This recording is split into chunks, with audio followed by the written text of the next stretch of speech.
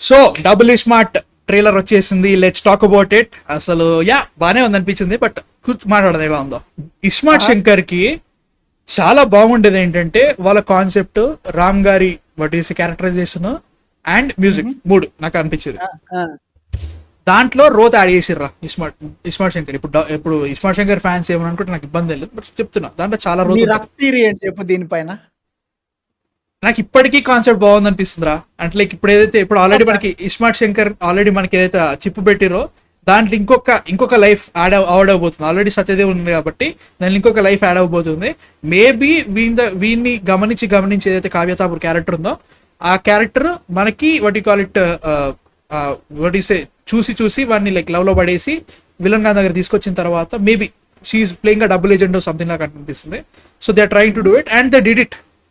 సంజయ్ దత్ చచ్చిపోతాడేమో, సంథింగ్ ఏదో like maybe ఒక డిసీజ్ ఉండొచ్చు, కొన్ని రోజుల్లో చచ్చిపోతాడేమో, అందుకే I want to be an immortal అనుకుంటున్నాను. ఎందుకంటే ఇంత తొందరగా చేయాల్సిన అవసరం ఏముంది? లైక్ ట్రైలర్ లో చూస్తాను ఇప్పుడు ఏంటి వీడి థియరీ లేసినట్టు, బట్ ట్రైలర్ చూసిన తర్వాత మాట్లాడుకోవాలి. ఏ సినిమాకి థియరీలు రాసిన అదే చెప్పకపోయినా అవసరం లేదు, కానీ దీనికి ఈ ట్రైలర్కి మంచి థియరీ చెప్పాలి, ఎందుకంటే అట్లా ఉంది ఇది.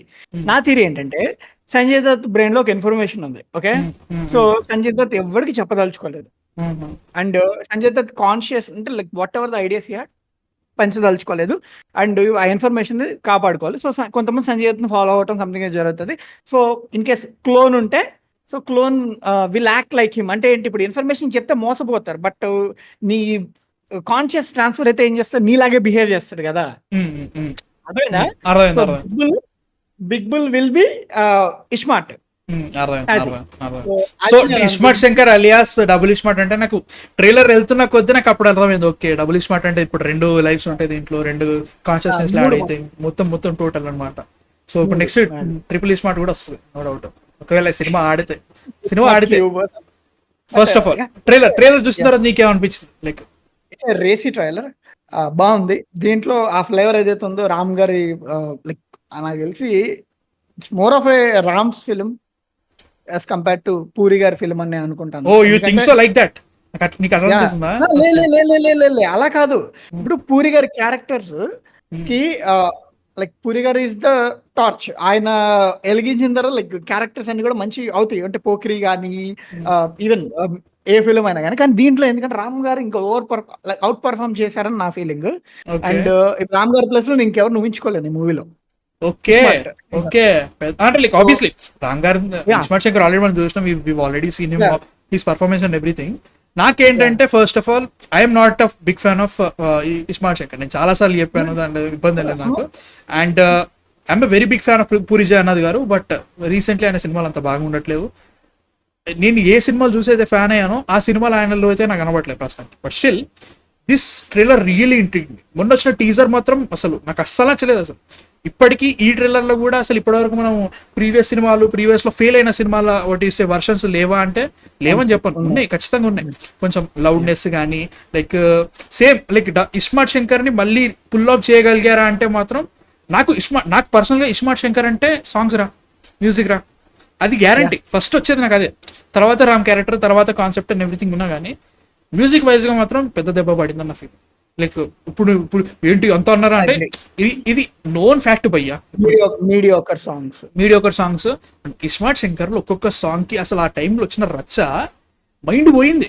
ఆ సినిమా ఆ సాంగ్ సీనే థియేటర్ లో బిస్కెట్ అయింది, అది వేరే విషయం. బట్ నెక్స్ట్ సాంగ్స్ ఇక్కడ నాకు కొంచెం బిస్కెట్ అనిపిస్తున్నది, వేరే విషయం. బట్ మనీష్ శర్మ గారు అంటే చాలా అభిమానం ఉన్నా కానీ ఈసారి కొంచెం హిట్ వికెట్ భయ్య అదొకటి అనిపించింది.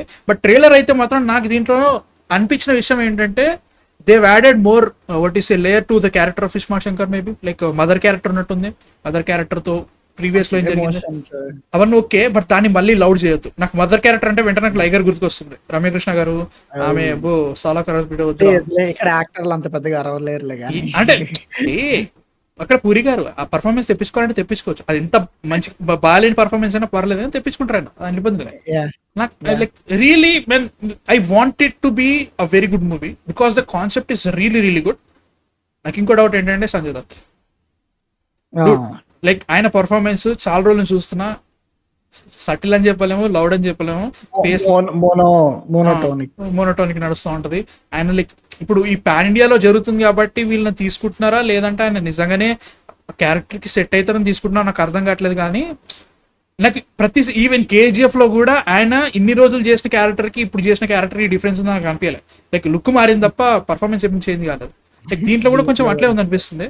బట్ కొంచెం ఫన్నీ సైడ్ కనబడుతున్నట్లేదు, అంటే కొంచెం లైక్ కొంటి సైడ్ కూడా అంటే లైక్ చూడరా నీతో నువ్వు మాట్లాడుకుంటే నువ్వేం చేస్తావు, సిల్లీగా బిహేవ్ చేయాలి. కరెక్టే. అరే అసలు నిజంగా చెప్తున్నా సార్, బిగ్ బుల్ అనేది నాకు ఇంకా వాట్ ఈస్ ఇద్దరు కాన్షియస్నెస్ ఇంకా ఇప్పుడు రామ్ లోపలికి వెళ్ళిపోయినాయని అది ఇంకా నాకు లోపలికి రిజిస్టర్ కావట్లేదు. నువ్వు చెప్తున్నావు కొంచెం టైం తర్వాత అర్థమవుతుందేమో. బట్ రియల్లీ ఎందుకంటే I'm really still in the iSmart Shankar mood. ఇంకా ఇస్మార్ట్ శంకర్ నుంచి బయటికి రావట్లేదు, డబుల్ ఇస్మార్ట్లోకి ట్రాన్స్ఫర్ కావట్లేదు నా మైండ్. అర్థమవుతుందా? బికాస్ నాకు అట్లుంది పరిస్థితి. బట్ ఇప్పుడు నేను డబుల్ స్మార్ట్ ని లోపలికి వెళ్ళాలంటే ఈ trailer really made me okay. నేను ఎక్స్పెక్ట్ చేసిన దానికంటే అసలు బ్యాడ్ లేదు, బాగుంది. యాక్చువల్లీ చెప్పాలంటే బాగానే ఉంది. Because the loudness really is not that much. నాకు అది మెయిన్ ఫీలింగ్. లైగర్ నేను చెప్తున్నా ఇప్పుడు ఏమని అనుకోండి, లైగర్ పెట్టిన పెంట మామూలు విషయం కాదు భయ్య. థియేటర్కి వెళ్ళిన తర్వాత రక్తకాన్ని వచ్చింది. ఐ థింక్ ఇజం కూడా లౌడ్నెస్ మెయింటైన్ చేసింది. ఇజం కూడా ఎట్లయిపోయిందంటే it's very unfortunate to say this, but Puri గారి ప్రీవియస్ ఫిలిమ్స్ లో నాకు టెంపర్ తప్ప దేంట్లో కూడా అసలు ఇది బాగుంది అని ఇక్కడ అనిపించలేదు. బాగుంది కాదు కదా, ఇట్స్ ఓకే అని కూడా ఫీలింగ్ ఇక్కడ అనిపించలేదు. Because of like people are been changing a lot. చూసే ప్యాటర్న్స్ మూవీస్ అన్నిటి చేంజ్ అవుతున్నాయి. జ్యోతిలక్ష్మి పర్లేదు కదా, జ్యోతిలక్ష్మి కూడా దాంట్లో ఇంకొంచెం లౌడ్నెస్ అది స్టార్ట్ అవుతుంది. లైక్ కాన్సెప్ట్ వైజ్ చాలా బాగా చేస్తారు రా పూరి గారు, అది వేరే విషయం.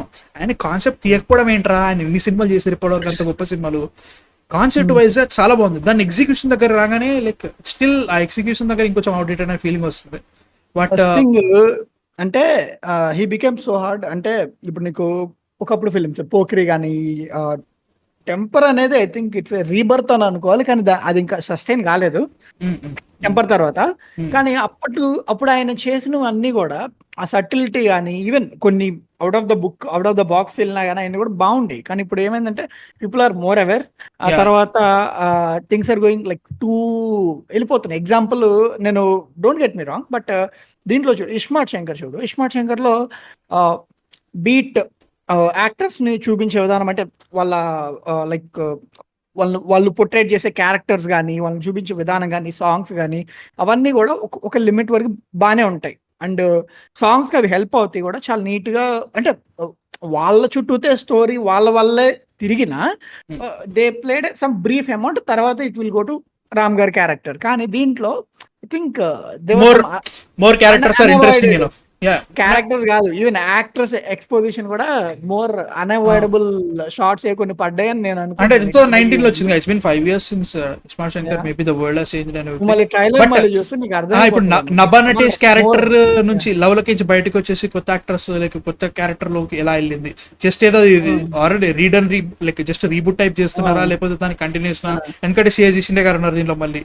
సో అవన్నీ అనుకున్నా కానీ అలీ క్యారెక్టర్ కంటిన్యూషన్. నా బాధ ఏంటంటే they've promised A rated teaser. మనకి టీజర్ లో చాలా వరకు బూతులు ఏ రేటెడ్ చాలా ఉన్నాయి.